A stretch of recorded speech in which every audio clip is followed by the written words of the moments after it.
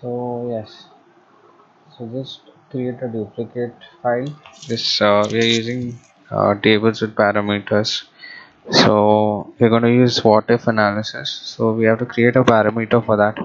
So go here, create parameter, and then p, like the name of the parameter will be p sale person. Okay, so we have to give a range normally. So if you want 20% less and 20% more, so you would use this.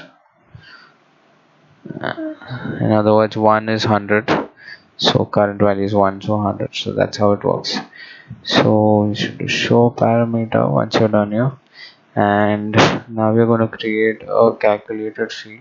So the calculated field's name will be sale what if, and the formula is sale amount into p sales percentage. Okay, now similarly, okay, and then you drag the sale what if into this. So if you see the slider, whenever you change it, the sale value decreases and increases accordingly. Now just do the same with cost what if. Just create a duplicate thing to save time, and cost.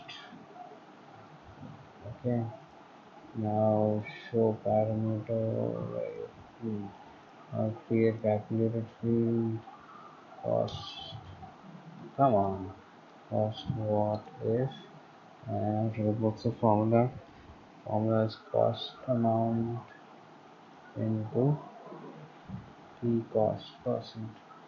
So do OK, and cost what if. Okay, just drag cost what if in this. Now we'll be creating margin what if. Margin what if. So margin what if is sales what if minus cost what if.